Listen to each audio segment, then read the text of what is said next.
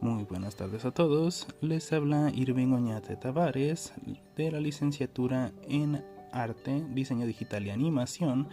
para la materia de Legislación para el Diseño, en esta actividad que contará como el entregable número 2 de la materia, esperando sea de su agrado.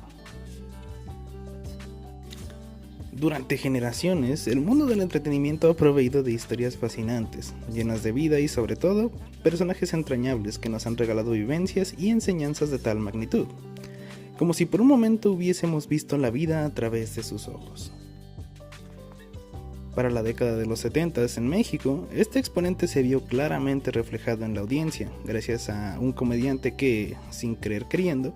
dejaría huella en todos y cada uno de los que aquella vez pudieron disfrutar de sus historias.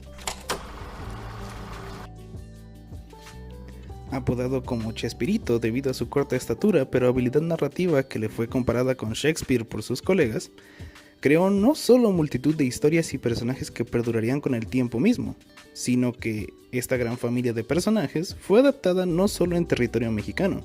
sino que logró expandirse alrededor del mundo, encontrando fama en lugares como Brasil, en donde su legado perdura hoy en día como si de México se tratase. Sin embargo, en tiempos más recientes, Chespirito fue víctima de la atención mediática en torno a los derechos de autor de sus personajes. En este video, podremos abarcar de manera más significativa los puntos clave, en este caso, mientras podremos ofrecer una vista renovada de las circunstancias de este. Sin más dilación, comencemos con el video. Para el año de 1968, año en el que Chespirito comenzaría a trabajar para Telesistema Mexicano, posteriormente conocido como Televisa, se realiza la escritura y posterior transmisión de los programas de Chespirito. Su primer programa en el canal sería el de Los Supergenios de la Mesa Cuadrada, una sitcom que contaba tanto con preguntas que eran respondidas a manera de chistes como si de un panel de expertos se tratase, como de una comedia situacional que reflejaba hechos recientes con personajes famosos del momento, a manera de broma. Estos aspectos no serían los únicos que la posicionarían como una serie exitosa, sino que además presentarían por primera vez a personajes como el Dr. Chapatín y el Profesor Girafales, personajes que en otras series propias lograrían mucho mayor impacto en la audiencia. No fue sino hasta 1971 cuando Chespirito mostraría la idea a Televisa para dos programas nuevos, uno de un superhéroe cobarde, pero con un corazón inquebrantable que haría lo que fuera para ayudar a sus prójimos, y otro el de un niño huérfano viviendo en una vecindad llena de personajes extravagantes, el Chapulín Colorado y el Chavo del Ocho respectivamente. Aquí es donde, relacionado a los derechos de autor, encontramos la primera decisión contractual de Chespirito, puesto que si bien fue el creador de ambos programas, este firmaría acuerdos con Televisa en los que cedería los derechos patrimoniales de sus obras al canal. Debido a esto, Televisa se encargaría de distribuir, comercializar y publicitar los programas de Chespirito, no solamente en territorio mexicano, puesto que para la década de los 80 estos mismos lograrían extenderse por América Latina, y de igual manera sería Televisa quien se encargaría de dicha extensión. Este programa lograría un éxito masivo, por lo que los actores que estaban presentes en los diversos programas de televisión comenzarían a generar un renombre y a ser sumamente aclamados por sus actuaciones en los mismos. Esto no solo generó que el cansancio acumulado comenzara a hacer estragos, sino que también puso las condiciones necesarias para un problema mayor. Para 1979, el actor Carlos Villagrán, quien ya poseía un reconocimiento inmenso por su papel como Kiko en el programa, quería comenzar a explotar el personaje por parte propia, cosa que sería vista por una negativa de Bolaños al afirmar que el personaje era suyo.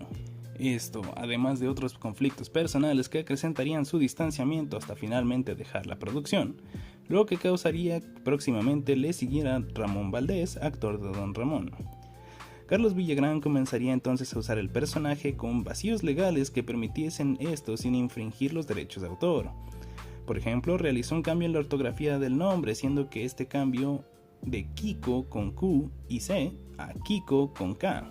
Además de esto y de realizar adaptaciones visuales para diferenciar el personaje, Villagrán realizó programas fuera de México, siendo que, como el personaje no estaba aún registrado de forma internacional y debido a que las leyes de derecho de autor en los 80s no estaban tan bien fundamentadas como las actuales, esto le permitió hacer uso del personaje durante este periodo. Similar al caso de Carlos Villagrán, la intérprete del personaje de la Chilindrina sería quien quisiera explotar al personaje por cuenta propia, Sin embargo, contaría con una movida que ni Televisa ni Roberto Gómez Bolaños esperarían. En el año de 1995, María Antonieta decidiría registrar ante el Instituto Mexicano de la Propiedad Intelectual los derechos de su personaje como actora intelectual. Esto debido a que para tal año los derechos de autor de La Chilindrina no habían sido renovados ni por Televisa ni por Gómez Bolaños. Esto llevó a una reacción por parte de estos últimos a fin de establecer que la autoría y por tanto los derechos de personaje pertenecían a Gómez Bolaños. Sin embargo, los tribunales fallaron a favor de María Antonieta, siendo su fundamento mayor que éste había aportado las suficientes características al personaje como para ser considerada autora de él mismo. Esta historia también se convierte en el justificante para no haberla visto involucrada en proyectos futuros como la producción de El Chavo Animado, en donde su personaje no aparecería debido a estas disputas legales, y la pérdida de la relación comercial entre ambas partes. En opinión propia y habiendo vivido una generación en donde pude disfrutar de estos programas sin haber conocido el contexto de la pérdida de relaciones e inclusive próxima reconciliación de los autores, puedo simpatizar con varias de las partes involucradas. Por un lado, Roberto Gómez Bolaños fue el creador de la obra, el creador de los roles primarios que tenía cada personaje en sus series, mientras que por otro, estos roles bien pudieron ser ambiguos, y lo que dotó de personalidad a cada personaje fueron las actuaciones, vestimentas y modismos característicos de cada personaje impuestos por sus respectivos actores. Sin embargo, y como explicación, este caso puede compararse a aquel que vemos con los actores de voz y actores de doblaje hoy en día. Estos realizan un papel en el cual adaptan y dan vida a un personaje por medio del habla. Sin embargo, estas características, si bien serán propias del actor como tono de voz, modismo o actuación en todo caso, sigue siendo un producto aparte que no les pertenece. Considero que los casos vistos aquí van más allá de un uso legítimo de los personajes bajo condición de autoría, puesto que considero que tanto Villagrán como de las Nieves utilizaron más bien vacíos legales o aprovecharon alguna falla para poder usar a dichos personajes. Hoy en día, las leyes de derechos de autor están más especializadas en tratar estos casos, pues la ley se reformó en 1996. Como ejemplo, según el artículo 8 de la Ley de Protección de los Derechos de Autor, estará protegido tanto de manera nacional con la ley vigente como manera internacional según las leyes internacionales el autor de dicha obra. Se establece también en el artículo 30 que el autor puede otorgar licencias de uso tanto no exclusivo como exclusivo, lo cual pudo haber sido una gran solución en todo caso para este ejemplo. Es debido a este tipo de escenarios que es importante tomar en cuenta las leyes de derechos de autor. Estas no solo han de darle valor al trabajo y propiedad intelectual de una persona que ha realizado una obra, sino también evitan los conflictos que pueden derivarse de la misma. Estos acuerdos dan veracidad a la propiedad del autor, con lo que éste puede realizar con su obra lo que considere o no necesario. Además que puede establecer los usos que se le dan a la misma, con qué frecuencia y si se puede usar de manera exclusiva o no. Para finalizar, tampoco considero un ejemplo de correcto lo que hicieron los intérpretes en este caso, pues si bien actuaron dentro de vacíos legales, estos vacíos siguen siendo una estrategia, además de peligrosa por el marco legal en el que actúan, una que puede ser responsable de manchar la obra original al punto de crear conflictos entre aquellos que alguna vez conformaron esta en su totalidad.